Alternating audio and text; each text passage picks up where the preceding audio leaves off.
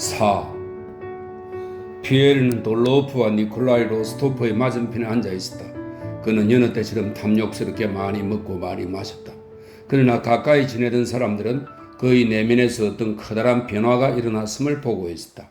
그는 만찬 내내 침묵을 지켰다. 눈을 가늘게 뜨고 얼굴을 찌푸리며 주위를 쳐다보거나 시선을 고정한 채 완전히 얼빠진 표정으로 손가락으로 미간을 문지르기도 했다. 그의 얼굴은 우울하고 암담했다. 주위에서 일어나는 일이 아무것도 보이지도 들리지도 않고 해결되지 않은 어떤 괴로운 문제만 생각하는 듯했다. 그를 괴롭히던 해결되지 않은 문제는 모스크바에서 공작 영애가 그의 아내와 돌로프의 친밀한 관계에 대해 던진 암시와 오늘 아침 받은 익명의 편지였다. 편지에는 모든 익명의 편지 특유의 비열한 조롱과 함께 그가 안경을 쓰고도 잘 보지 못하며 그의 아내와 돌로프의 관계는 오직 그 한 사람에게만 비밀이라고 쓰여 있었다. 피에르는 공작 영애의 암시도 편지도 결코 믿지 않았지만 이 순간 맞은편에 앉은 돌로프를 바라보기가 두려웠다. 돌로프의 아름답고 뻔뻔한 눈과 우연한 시선이 마주칠 때마다 피에르는 자신의 영혼 속에서 끔찍하고 추악한 무언가가 솟구치는 것을 느껴 얼른 고개를 돌렸다. 무심결에 아내의 모든 과거며 그녀와 돌로프의 관계를 떠올리던 피에르는 만약 이것이 그의 아내에 관한 일이 아니라면 편지에서 말한 것이 사실일 수 있고 적어도 사실처럼 보일 수 있다는 것을 깨달았다. 피에르는 원정 후 모든 것을 회복한 돌로프가 페테르부르크로 돌아와 자신에게 온 일을 무의식 중에 떠올렸다. 돌로프는 피에르와 흥청망청 놀던 친구라는 관계를 이용해 곧장 그의 집으로 찾아왔고 피에르는 그를 집에 묵게 하면서 돈도 빌려주었다. 피에르는 돌로프가 그들의 집에서 지내는 것에 대해 엘렌이 생글거리며 불만을 드러내던 일, 돌로프가 그 앞에서 뻔뻔하게 그의 아내의 미모를 칭찬하던 일, 돌로프가 모스크바에 도착한 순간부터 단 한순간도 그들 부부와 떨어지지 않았던 일을 떠올렸다. 그래, 그는 아주 잘생겼어. 피에르는 생각했다. 나는 그를 알아. 그는 나 이름을 더럽히고 나를 조롱하는 데서 특별한 즐거움을 느끼겠지? 바로 내가 그를 돌보고 도왔기 때문이야. 그가 보기에 그 점이 자기의 기만에 얼마나 짜릿한 맛을 더할지 난 알아. 이해해. 만약 이게 사실이라면 말이지. 그래, 이게 사실이라면 말이야. 하지만 난 믿지 않아. 믿을 권리도 없고 믿을 수도 없어. 피에르는 돌로프가 잔인함에 사로잡히던 순간들에 가령 경찰서장을 곰과 묶고 강에 던지거나 아무 이유 없이 다른 사람에게 결투를 신청하거나 마부의 말을 총으로 쏘아 죽였을 때 그의 얼굴에 어떤 표정이 피어났는지를 떠올렸다. 돌로프가 피에르를 바라볼 때면 자주 그의 얼굴에 그 표정이 떠오르곤 했다. 그래, 그는 결투광이지. 피에르는 생각했다. 사람 죽이는 일점은 그에겐 아무것도 아니야. 그는 모두가 자기를 두려워한다고 여기는 게 틀림없어. 그걸 즐기는 게 분명해. 그는 나도 자기를 두려워한다고 생각하는 게 틀림없어. 사실 나는 그가 두려워. 피에르는 생각했다. 이런 생각에 그는 또다시 무시무시하고 추악한 무언가가 자기 안에서 떠오르는 것을 느꼈다. 돌로프와 데니소프와 로스토프는 피에르의 맞은편에 앉아 꽤 즐거운 듯 보였다. 로스토프는 한 명은 대담무쌍한 경기병이고 다른 한 명은 유명한 결투광이자 남봉꾼인 두 친구와 유쾌하게 말을 나누며 이 만찬에서 거대한 책으로 멍하니 무언가에 집중하고 있는 모습으로 사람들의 눈길을 끈 피에르를 이따금 조롱하듯 쳐다보았다. 로스토프는 불쾌한 낯으로 피에르를 바라보았다. 첫째, 로스토프 같은 경기병의 눈에는 부유한 문관이자 미인을 아내로 둔 피에르가 여자 같은 녀석으로 보였기 때문이다. 둘째, 무언가에 골몰하여 멍하니 있던 피에르가 로스토프를 알아보지 못하고 그의 인사에 답하지 않았기 때문이다. 사람들이 군주의 건강을 위해 건배할 때 피에르는 생각에 잠겨 있느라 일어나지도 않고 잔을 쥐지도 않았다. 당신 뭡니까? 로스토프가 환희와 정오가 섞인 눈빛으로 그를 쳐다보며 외쳤다. 황제 폐하의 건강을 위하여라는 말이 당신에게 들리지 않습니까? 피에르는 한숨을 쉬고 순순히 일어나 자신의 잔을 비웠다. 그리고 모두 자리에 앉기를 기다렸다가 특유의 선한 미소를 띠며 로스토프에게 말했다. 당신을 알아보지도 못했군요. 그가 말했다. 그러나 로스토프는 그 말을 들을 겨를도 없이 우라 하고 외쳤다. 왜 친해지려고 하지 않는 거야? 돌로프가 로스토프에게 말했다. 마음대로 하라 그래, 멍청한 놈. 로스토프가 말했다. 예쁜 여자의 남편이라면 귀여워해 주어야지. 데니소프가 거들었다. 피에르는 그들이 하는 말을 듣지 못했지만 자신에 대해 이야기한다는 것을 알았다. 그는 얼굴을 붉히며 고개를 돌렸다. 자, 이제 아름다운 여자들의 건강을 위해 돌로프가 진지한 표정으로 그러나 입가에 미소를 띤 채 잔을 들고 피에르를 향해 외쳤다. 아름다운 여자들의 건강을 위해 페트루샤 그리고 그 정부들의 건강을 위해 그가 말했다. 피에르는 눈을 내리깐 채 돌로프를 쳐다보지도 그에게 대꾸하지도 않고 자기 잔을 만졌다. 쿠투조프의 칸타타를 나눠주던 하인이 피에르를 더 존경할 만한 귀빈으로 대우하며 그의 앞에 종이를 놓았다. 그가 그것을 집으려 하자 돌로프가 몸을 숙이고 그의 손에서 종이를 낚아채 읽기 시작했다. 피에르는 돌로프를 힐끗 쳐다보았다. 그의 눈동자가 아래를 향했다. 만찬 내내 그를 괴롭히던 무시무시하고 추악한 무언가가 떠오르며 그를 사로잡았다. 그는 비대한 몸 전부를 테이블 위로 숙였다. 멋대로 가져가지 마시오. 그가 소리쳤다. 고함 소리를 듣고 그것이 누구를 향한 말인지 알아차린 네스비처키와 오른편 여 사람이 깜짝 놀라서 황급히 베즈오프를 돌아보았다. 그만해요, 그만. 도대체 왜 그래요? 놀란 목소리들이 수군거렸다. 돌로프는 유쾌함과 잔혹함을 띤 눈을 빛내면서 아, 바로 이런 게 내가 좋아하는 거지 하고 말하는 듯한 미소를 지으며 피에르를 바라보았다. 주지 않겠습니다. 그는 또박또박 분명히 말했다. 얼굴이 창백해진 피에르가 입술을 바들바들 떨며 종이를 잡아챘다. 당신은 악당이야. 당신에게 결투를 청합니다. 그는 이렇게 말하고는 의자를 밀치고 테이블에서 일어섰다. 그렇게 행동하고 그렇게 말한 바로 그 순간 피에르는 지난 하루 내내 자신을 괴롭히는 아내의 부정에 대한 의문이 조금도 의심할 여지 없는 사실로 결론난 것을 느꼈다. 그는 아내를 정오했다. 그와 그녀의 인연은 영원히 끊어졌다. 이 문제에 개입하지 말라는 데니소프의 부탁에도 불구하고 로스토프는 돌로프의 입회인이 되는데 동의하고 식사 후 베즈오프의 입회인인 네스비처키와 결투 조건을 협의했다. 피에르는 집으로 갔고 로스토프와 돌로프와 데니소프는 늦은 밤까지 클럽에 남아 집시 음악과 합창을 들었다. 그럼 내일 보자고. 소콜리키에서. 돌로프는 클럽 회관 계단에서 로스토프와 작별 인사를 하며 말했다. 그나저나 자네 괜찮아? 로스토프가 물었다. 돌로프가 걸음을 멈추었다. 이것 봐. 내가 자네한테 결투의 비밀을 단 두 마디로 알려주지. 만약 자네가 결투를 하러 가며 유언장을 쓰거나 부모에게 다정한 편지를 남긴다면 또 자네가 죽을 수도 있다고 생각한다면 자네는 멍청이고 틀림없이 쓰러져. 만약 자네가 신속하고 확실하게 상대를 죽이겠다는 확고한 의도를 가지고 간다면 그때는 우리 코스트로마의 곰 사냥꾼이 나에게 말했듯 모든 것이 순조로워. 어떻게 곰을 무서워하지 않을 수 있냐고 물으니까 그자는 곰을 보는 순간 두려움은 싹 사라지고 어떻게 해야 곰이 도망가지 못하게 할까 하는 생각만 든다고 하더군. 나도 그래. 그럼 내일 봐, 친구. 다음날 오전 8시 피에로와 네스비처키는 소콜리처키 숲에 도착하여 이미 와있던 돌로프와 데니소프와 로스토프를 발견했다. 피에르는 눈앞의 일과 전혀 상관없는 어떤 생각에 몰두한 사람의 표정을 짓고 있었다. 헬쓱해진 얼굴이 누런 빛을 띄었다. 밤새 자지 않은 듯 싶었다. 그는 멍하니 주위를 둘러보며 눈부신 태양 때문인지 얼굴을 찡그렸다. 단 두 가지 생각이 그를 사로잡고 있었다. 그것은 밤을 꼬박 새우고 나자 더 이상 한 점의 의욕도 남지 않은 아내의 부정과 자기와 상관없는 사람의 명예를 지켜줄 이유가 전혀 없는 돌로프의 무죄였다. 내가 그의 입장이었다면 아마 나도 똑같이 했을 거야. 피에르는 생각했다. 틀림없이 똑같은 행동을 했을 거야. 이 결투는, 이 살인은 도대체 뭘 위한 걸까? 내가 그를 죽이거나 그가 내 머리나 팔꿈치나 무릎을 명중시키겠지. 여기를 떠나자, 달아나자, 어디론지 숨어버리자. 이런 생각이 뇌리를 스쳤다. 그러나 이런 생각이 떠오른 바로 그 순간 그는 자신을 바라보는 사람들에게 존경심을 불러일으킨 아주 차분하고 무심한 표정으로 물었다. 곧 하는 겁니까? 준비는 되었습니까?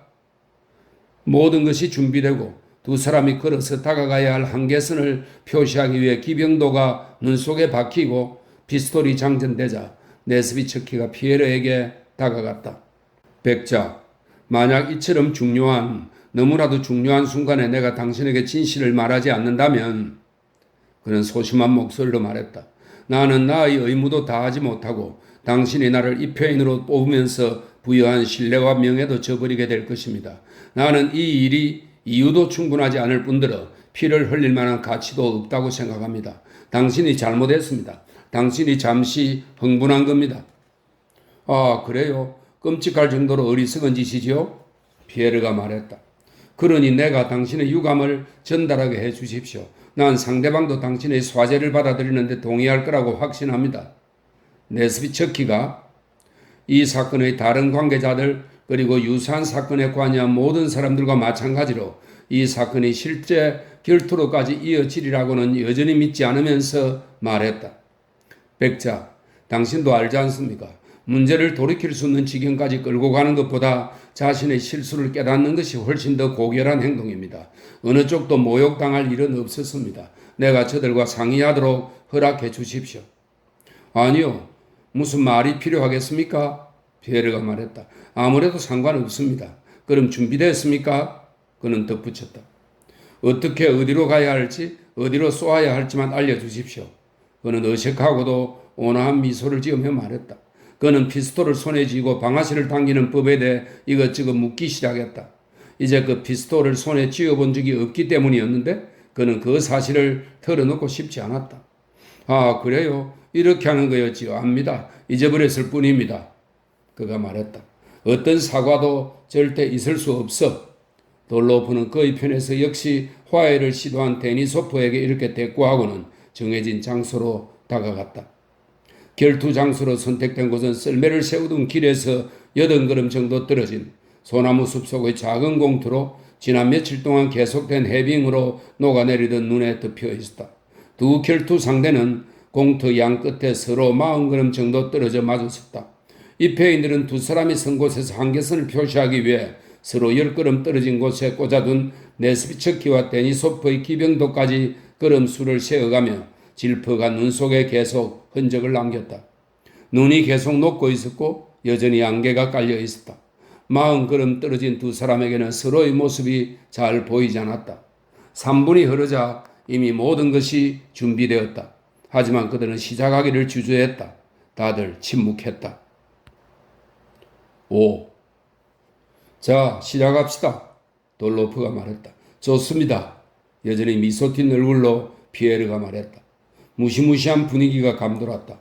그토록 쉽게 시작된 일은 이제 무엇으로도 막을 수 없고 어느새 사람들의 의지와 상관없이 저절로 흘러 끝장을 볼 것이라는 점이 분명해졌다. 데니소프가 먼저 한계선 앞으로 나와서 선언했다. 두 사람 모두 화해를 거부했으니 이제 시작하는 게 어떨까요? 피스톨을 쥐고 셋 하는 말이 들리면 서로를 향해 걸어가십시오. 하나, 둘, 셋.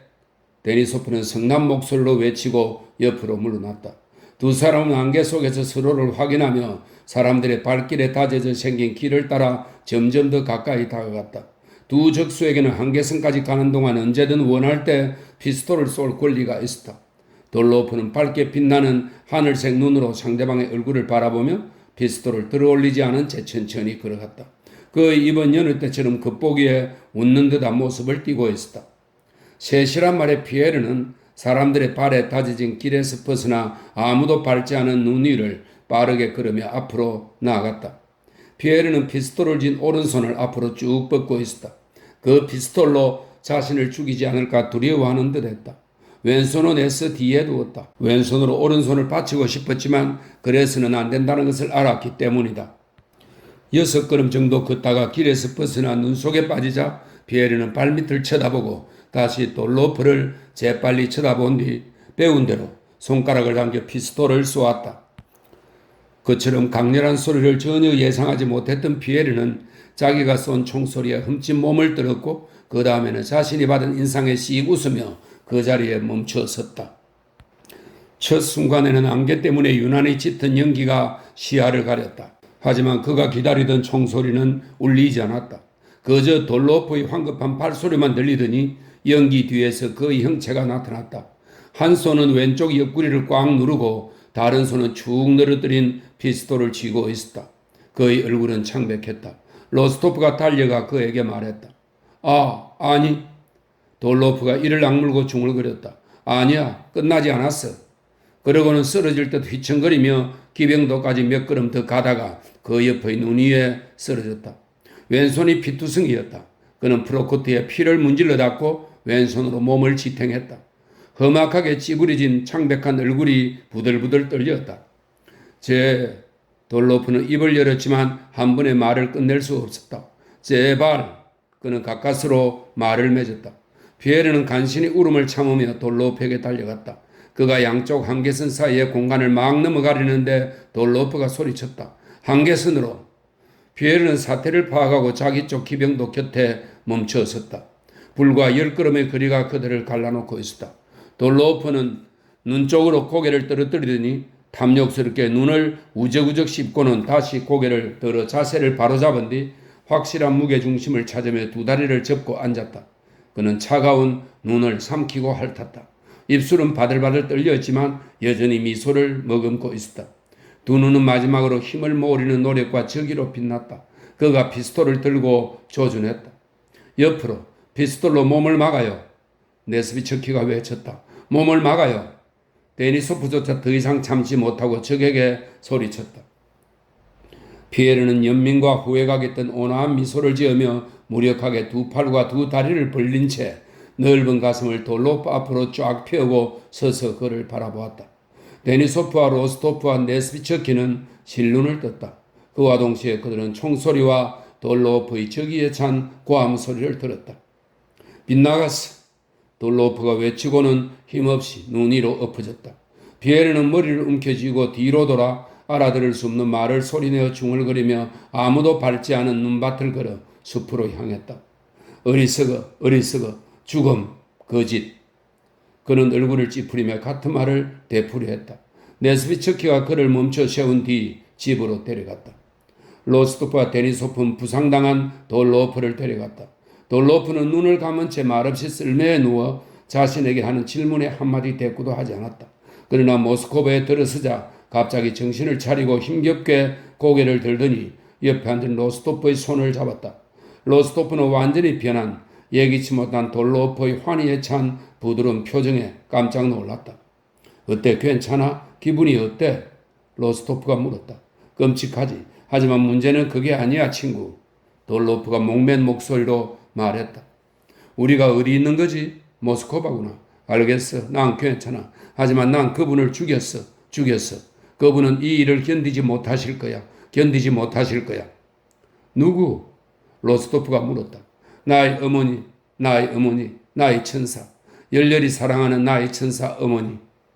그러더니 돌로프는 로스토프의 손을 쥐고 소리내어 울기 시작했다. 어느 정도 흥분이 가라앉아 그는 자신이 어머니와 함께 살고 있으며 어머니가 죽어가는 그를 보면 견디지 못하시리라는 것을 로스토프에게 털어놓았다.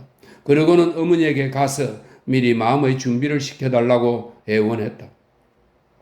로스토프는 부탁을 들어주기 위해 먼저 갔다가 돌로프가 이 광포한 인간이 결투광 돌로프가 모스코바에서 늙은 어머니와 척추장애를 가진 누이와 함께 사는 더할 나위 없이 다정한 아들이자 오빠였다는 사실을 알고 크게 놀랐다. 6. 피에르는 최근에 아내와 얼굴을 마주한 적이 별로 없었다. 베테르부르크에서도 모스코바에서도 그들의 집은 늘 손님으로 가득했다. 결투를 벌인 다음날 밤 그는 종종 그랬듯 침실로 가지 않고 아버지의 거대한 서재에 있었다. 노백작 베조오퍼가 죽음을 맞이한 장소였다. 잠 못 이루던 지나간 밤의 모든 마음고생이 얼마나 힘들었던 간에 이제 그보다 훨씬 괴로운 일이 시작되었다. 그는 소파에 누워 자기에게 일어난 모든 일을 잊기 위해 잠을 청했지만 그럴 수 없었다. 마음속에 이런저런 감정과 상념과 기억의 폭풍이 갑자기 너무도 강하게 일어서 잠을 이룰 수도 자리에 앉을 수도 없었던 탓에 그는 소파에서 벌떡 일어나 빠른 걸음으로 방 안을 돌아다녔다. 어깨를 드러내고 나른하면서도 격정에 찬 눈빛을 띤 그녀의 신혼시절 모습이 떠오르다가는 이내 만찬에서 본 돌로프의 잘생기고 뻔뻔하고 조롱에 찬 굳은 얼굴이 그녀와 나란히 떠올랐다. 돌로퍼가 돌아서서 눈 위에 쓰러질 때 고통으로 경련을 일으키던 창백한 얼굴도 떠올랐다. 도대체 무슨 일이 있었던 거지? 그는 스스로에게 물었다. 나는 정부를 죽였어. 그래, 아내의 정부를 죽인 거야. 맞아, 그랬어. 왜? 어쩌다 내가 이 지경이 되었을까? 내면의 목소리가 대답했다. 너가 그녀와 결혼했기 때문이야. 하지만 내가 뭘 잘못한 걸까? 그는 물었다. 너의 잘못은 너가 그녀를 사랑하지도 않으면서 결혼한 것. 너가 자신도 그녀도 속인 것이다. 그러자 바실리 공작의 집에서 저녁 식사 후 내면에서 우러나오지 않은 그 말, 당신을 사랑합니다 라는 말을 했던 순간이 생생하게 떠올랐다. 모든 것이 그 때문인가? 난 그때도 느꼈다. 그는 생각했다. 그때도 그 일이 옳지 않다고, 나에게는 그럴 권리가 없다고 느꼈어. 결국 이렇게 됐어. 그는 뮤럴의 시간을 떠올리고 그 기억에 얼굴을 붉혔다. 결혼한 지 얼마 안 된 어느 날 정오가 가까운 시간에 실크로 지은 할라트를 입고 침실을 나와 서재로 갔다가 그곳에서 총관리인을 만난 기억이. 총관리인이 정중히 인사하고 피에르의 얼굴과 할라트를 쳐다보고는 마치 주인의 행복에 정중한 공감을 드러내리는 듯 가벼운 미소를 지었던 기억이 그로서는 유난히 생생하고 모욕적이고 수치스럽게 느껴졌다. 그녀를 자랑스러워했던 적이 얼마나 많았던가 그는 생각했다. 그녀의 당당한 아름다움, 그 사교적인 기교를 얼마나 자랑스러워했던가. 그녀가 온 페테르부르크를 응대했던 나의 집을 얼마나 자랑스러워했고 곁을 허락하지 않는 그녀의 오만함과 아름다움을 얼마나 자랑스러워했던가. 바로 이런 것을 내가 자랑스러워했단 말인가. 그때 나는 그녀를 이해할 수 없다고 생각했다. 그녀의 성격을 곰곰이 생각하면서 얼마나 숱하게 나 자신에게 말했던가. 그녀를 이해하지 못하는 것은 언제나 한결같은 침착함이며 만족감이며 열중하고 바라는 것이 전혀 없는 모습을 이해하지 못하는 것은 내 잘못이라고 말이야. 수수께끼의 모든 해답은 그녀가 타락한 여자라는 무시무시한 말 속에 있었다. 내가 스스로에게 이 끔찍한 말을 내뱉으면서 모든 것이 명확해졌다. 아나톨은 돈을 빌리러 와서 그녀의 맨 어깨에 입을 맞추곤 했다. 그녀는 그에게 돈을 주지 않았지만 입맞춤은 허락했어. 장인이 농담으로 그녀의 질투를 자극하면 그녀는 침착한 미소를 지으며 자기는 질투할 만큼 어리석지 않다고 말하곤 했다. 하고 싶은 대로 하라고 해요. 그녀는 나에 대해 그렇게 말했어. 내가 임신의 기미를 느끼지 않느냐고 물었을 때 그녀는 경멸에 차서 깔깔거리며 자기는 아이를 갖고 싶어 할 만큼 바보가 아니라고, 나에게서 자기 자식을 얻지는 않을 거라고 말했어. 그는 또한 그녀가 최고의 귀족 사회에서 교육을 받고도 특유의 조잡하고 분명한 생각과 저속한 표현을 일삼던 것을 떠올렸다. 난 그런 바보가 아니에요. 해볼 테면 해봐요. 꺼져요. 그녀는 이렇게 말하곤 했다. 피에르는 종종 사람들의 눈에 비친 그녀의 성공을 지켜보며 왜 자신이 그녀를 사랑하지 않는지 이해할 수 없었다. 그래, 난 그녀를 사랑한 적이 없어. 피에르는 혼자 말을 했다. 난 그녀가 타락한 여자라는 걸 알았어. 그는 속으로 똑같은 말을 되풀이했다. 하지만 차마 인정할 수 없었던 거야. 그리고 지금 돌로프는 이 순간 그는 눈 위에 앉아서 억지로 미소를 지으며 죽어가고 있어. 어쩌면 용기 있는 척하는 모습으로 나의 후회에 응수하는지도 모르지.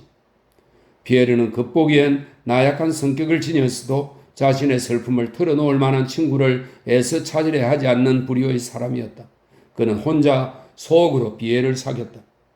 모든 게 그녀 잘못이야. 모든 잘못은 그녀에게 있어. 그는 속으로 중얼거렸다. 하지만 그래서 어쨌다는 거야? 왜 나는 스스로를 그녀에게 얽어맸을까? 왜 그녀에게 당신을 사랑합니다 라는 말을 했을까? 그건 거짓이야. 아니, 거짓보다 더 나빠. 그는 스스로에게 말했다. 내 잘못이야. 그러니 견뎌야 해. 하지만 뭘? 오명? 인생의 불행? 부질없어. 그는 생각했다. 오명이든 명예든 다 관습에 따른 거야. 모든 게 나와는 상관없어. 루이 16세가 처형당한 것은 그를 파렴치한 죄인이라고 말하던 사람들이 있었기 때문이다. 피에르의 머리에 이런 생각이 떠올랐다. 그를 위해 순교자적인 죽임을 당하고 그를 성자의 반열에 넣은 자들이 정당한 것과 마찬가지로 그들도 자기 관점에서는 옳아. 그 다음에 로베스피에르가 처형당한 것은 폭군이었기 때문이지. 누가 옳고 누가 잘못했을까? 그 누구도 아니야. 산 사람은 살아야지. 내가 1시간 전에 죽을 수 있었던 것처럼 내일 죽을 수도 있어. 영혼에 비하면 삶은 한순간에 불과한데 그런 것으로 괴로워할 가치가 있을까? 하지만 그런 식의 추론으로 마음이 진정되었다고 여긴 순간 갑자기 그녀가 떠올랐고 그녀에게 진실하지 못한 자신의 사랑을 무엇보다 열렬히 표현하던 순간들에 그는 피가 심장으로 쏠리는 기분이 들어 다시 자리에서 일어나 이리저리 돌아다니며 손에 걸리는 것들을 부수고 갈기갈기 찢었다.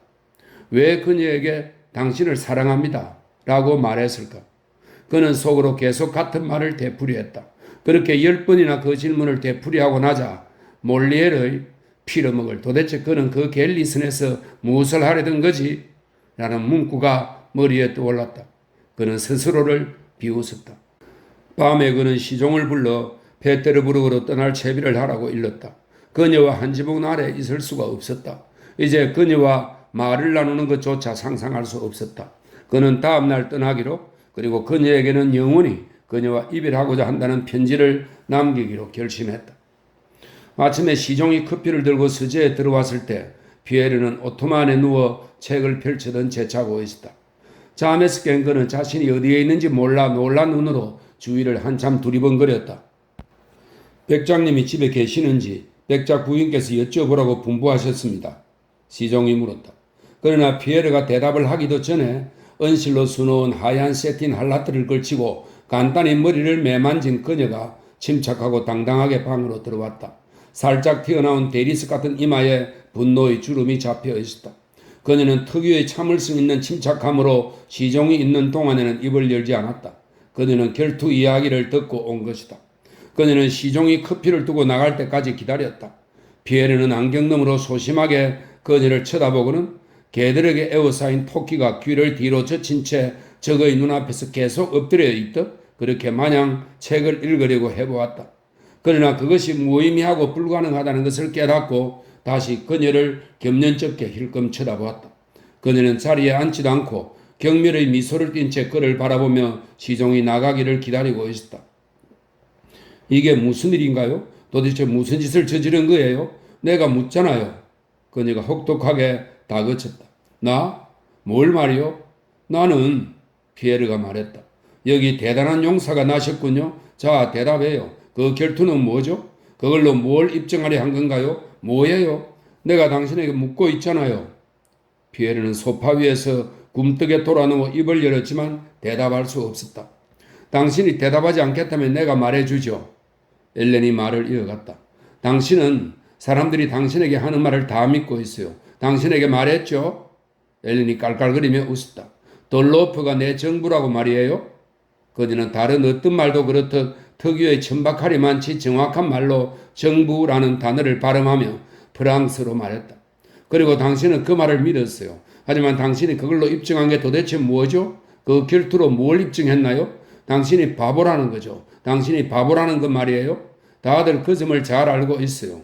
이게 어떤 결과를 낳을까요? 난 온 모스크바의 웃음거리가 되겠죠. 다들 당신이 취한 모습으로 정신이 나가서 아무 근거 없이 질투하던 사람에게 결투를 청했다고 하겠죠. 엘렌이 점점 목소리를 높이며 열을 올렸다. 모든 면에서 당신보다 뛰어난 사람에게요. 피에르는 그녀를 쳐다보지도 않고 손발 하나 꿈쩍하지 않으며 얼굴을 찌푸린 채 소울음 비슷한 소리를 냈다. 어떻게 당신은 그 사람이 내 정부라고 믿을 수 있어요? 어떻게요? 내가 그 사람과 함께 있는 것을 좋아했어요? 만약 당신이 더 똑똑하고 더 유쾌한 사람이라면 나도 당신과 함께 있는 것을 더 좋아하겠죠. 나에게 아무 말도 하지 말아요. 부탁이요. 피에르가 목신 소리로 작게 중얼거렸다.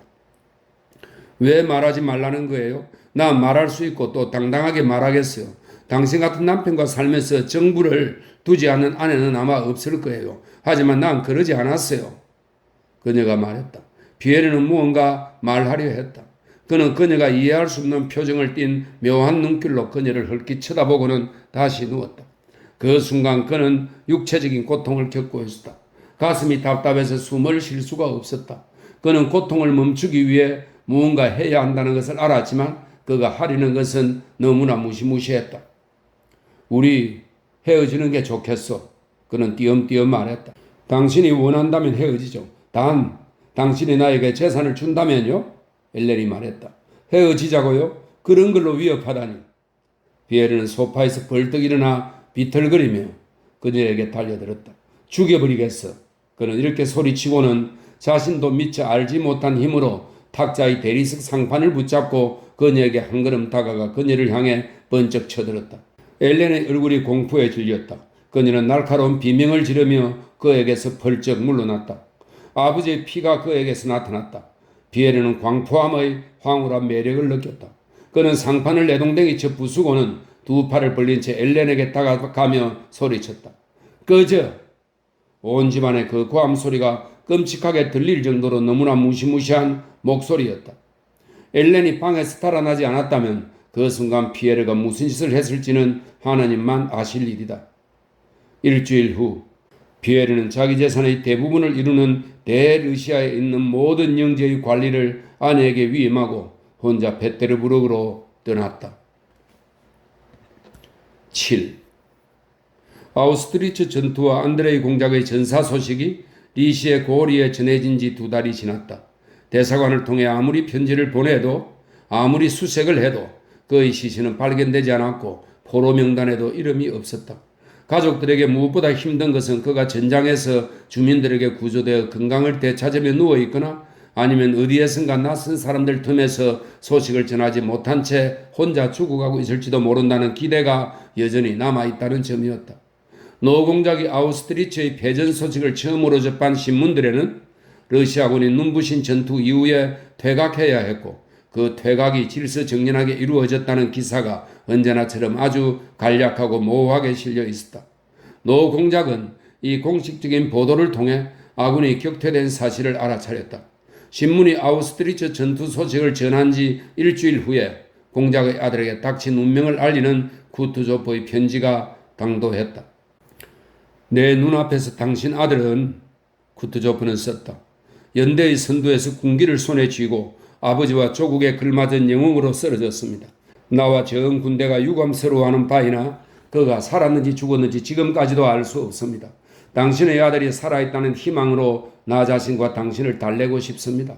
그렇지 않다면 전장에서 발견된 장교들 가운데 그도 있었을 것입니다. 밤늦게 서재에 혼자 있다가 이 편지를 받은 노공작은 누구에게도 아무 말도 하지 않았다. 다음 날 그는 평소처럼 아침 산책에 나섰다. 그러나 집사에게도 정원사에게도 건축기사에게도 굳게 입을 다문 채 겉보기에는 화가 난 것이 분명한데도 누구에게도 일절 말을 하지 않았다. 마리아 공작 영애가 평소 시간에 맞춰 노공작의 방에 들어섰을 때 그는 가리판 뒤에 서서 무언가를 가르고 있었다. 하지만 늘 그러던 대로 그녀를 돌아보지 않았다. 아, 마리아 공작 영애. 그가 갑자기 부자연스러운 목소리로 말하고는 끝을 내던졌다. 바퀴는 관성의 힘으로 계속 돌고 있었다. 마리아 공작 영애는 서서히 묻는 바퀴의 삐걱거리는 소리를 오랫동안 기억했다. 그녀에게 그 소리는 뒤따른 사건과 하나로 합쳐졌다. 마리아 공작 영애는 아버지에게 다가가 얼굴을 보았다. 갑자기 그녀 안에서 무언가가 무너져 내렸다. 그녀의 눈은 더 이상 사물을 또렷이 볼 수 없었다. 아버지의 얼굴에서 슬퍼 보이지도 절망스러워 보이지도 않지만 저기에 차서 무리하게 자신을 억누르는 그 얼굴에서 그녀는 지금 끔찍한 불행이, 이제껏 겪은 적 없는 인생 최악의 불행이, 돌이킬 수 없고 이해할 수 없는 불행이, 사랑하는 사람의 죽음이 머리 위에 드리워 자신을 짓누르고 있음을 깨달았다. 아버지, 앙드레예요? 우아하지도 세련되지도 않은 공작 영애가 표현될 수 없으리만치 너무도 매력적인 슬픔과 망연자실함이 섞인 표정으로 말하는 바람에 아버지는 그녀의 시선을 더 이상 견디지 못하고 흐느끼며 얼굴을 돌렸다. 소식을 받았다. 포로들 명단에도 없고 전사자들 명단에도 없다. 쿠투조프가 편지하기를 그가 날카롭게 외쳤다. 마치 그렇게 고함쳐서 공작 영애를 내쫓으려는 듯 했다. 전사했단다. 공작 영애는 쓰러지지도 정신이 혼미해지지도 않았다. 그녀의 얼굴은 이미 창백했지만 그 말을 듣는 순간 얼굴이 변했고 그 찬란한 아름다운 눈에서 무언가가 반짝했다. 마치 기쁨이, 이 세상의 슬픔이나 기쁨과는 상관없는 지구한 기쁨이 그녀 안에 있는 강한 슬픔 위로 흘러넘친 듯 했다. 그녀는 아버지에 대한 두려움을 전부 잊고 그에게 다가가 손을 잡더니 자기 쪽으로 끌어당겨 힘줄이 붉어진 앙상한 목을 끌어안았다. 아버지, 그녀가 입을 열었다. 고개 돌리지 마세요. 함께 울어요. 더러운 놈들, 비열한 놈들. 노인은 그녀에게서 얼굴을 돌리며 외쳤다. 군대를 괴멸시키다니, 병사들을 죽이다니, 뭘 위해서? 가라 가, 리자에게 말해줘라. 공작영애가 아버지 옆에 있는 안락의자에 힘없이 주저앉아 울기 시작했다. 지금 그녀는 다정하면서도 오만한 모습으로 자신과 리자에게 작별을 고하던 그 순간의 오빠를 보고 있었다. 다정하면서도 조롱하는 듯한 태도로 작은 이코온을 목에 걸던 그 순간의 그를 보고 있었다. 오빠는 믿었을까? 오빠가 자신의 불신앙을 뉘우쳤을까? 오빠는 지금 저곳에 있을까? 저곳에 영원한 평안과 축복의 처소에 있을까? 그녀는 생각했다. 아버지 말씀해 주세요. 어떻게 된 일이에요? 그녀가 눈물을 흘리며 물었다. 가라 가. 러시아 최고의 병사들과 러시아의 영광을 사지로 내몬 전투에서 전사했다. 가시게 마리아 공작영애 가서 리자에게 말해라. 나도 곧 가마. 마리아 공작영애가 리자에게 갔을 때 작은 공작 부인은 일감을 들고 앉아서 임신한 여자들에게서만 볼 수 있는 행복하고도 평온한 내면적인 눈빛을 띤 독특한 표정으로 마리아 공작영애를 바라보았다. 그녀의 눈은 마리아 공작영애를 보는 것이 아니라 자신의 내면 깊은 곳을 자기 안에서 일어나는 행복하고 신비로운 무언가를 들여다보는 것 같았다. 마리, 그녀는 수틀을 물리고 몸을 뒤로 젖히며 말했다. 손 이리 줘봐. 그녀는 공작영애의 손을 잡아 자신의 배 위에 올려놓았다. 그녀의 눈이 기대에 차서 미소 짓고 솜털이 보송한 입술은 위로 치켜 올라가서 어린아이 같은 행복한 모습으로 계속 들려 있었다. 마리아 공작영애는 올케 앞에 무릎을 꿇고 그녀의 옷주름에 얼굴을 묻었다. 여기야, 여기 들려? 너무 신기해. 난 말이야 마리, 이 아이를 아주 많이 사랑해 줄 거야. 리자가 행복에 기운 듯한 빛나는 눈으로 시누이를 바라보며 말했다. 마리아 공작영애는 고개를 들 수 없었다. 그녀는 울고 있었다. 무슨 일이야 마샤? 아무것도 아니야. 그냥 슬퍼져서. 안드레이를 생각하니까 슬퍼서 그래. 그녀는 올케의 무릎에 눈물을 닦으며 말했다. 아침낮을 내내 마리아 공작영애는 몇 번이고 올케에게 마음의 준비를 시키려 했으나 그때마다 울음을 터뜨렸다. 작은 공작 부인이 아무리 신경이 둔한 여자라 해도 이유를 알 수 없는 그 눈물은 그녀를 불안하게 했다. 그녀는 아무 말 하지 않았지만 무언가를 찾기라도 하듯 불안하게 주위를 두리번거렸다. 식사 전에 그녀가 늘 겁을 내던 노 공작이 그날따라 유난히 불안하고 사나운 얼굴로 그녀 방에 들어왔다고는 한마디도 하지 않고 나갔다. 그녀는 마리아 공작영애를 쳐다보고 임신한 여인들이 흔히 그러듯 자신의 내면의 신경을 집중한 눈빛으로 생각에 잠기더니 와락 울음을 터뜨렸다. 안드레이에게서 무슨 소식이 온 거지? 그녀가 말했다. 아니야, 아직 소식이 올 리 없다는 걸 알잖아. 하지만 아버지가 불안해하셔. 나도 좀 두렵고. 그럼 아무 일 없는 거야? 아무 일도 없어. 마리아 공작영애는 빛나는 눈으로 올케를 의연하게 쳐다보며 말했다. 그녀는 올케에게 말하지 않기로 결심하고 며칠 내로 곧 닥칠 해산날까지 올케에겐 끔찍한 소식을 숨기자고 아버지를 설득했다. 마리아 공작영애와 노 공작은 저마다 나름대로 자신의 슬픔을 견디며 숨겼다. 노 공작은 희망을 품고 싶지 않았다. 그는 안드레이 공작이 전사했다고 판단하여 아들의 흔적을 찾기 위해 오스트리아로 관리를 파견하면서도 정운에 세울 작정으로 그에게 모스크바에서 묘석을 사오도록 분부했다. 그리고 사람들에게 아들이 전사했다고 말했다. 그는 변함없이 예전의 생활 방식을 따르려고 노력했지만 기력이 그를 저버렸다. 그는 걷는 것이 줄었고 먹는 것이 줄었고 잠이 줄었으며 나날이 쇠약해졌다. 하지만 마리아 공작영애는 계속 희망을 품었다. 그녀는 마치 오빠가 살아있기라도 한 양 그를 위해 기도했고 매 순간 그의 귀한 소식을 기다렸다.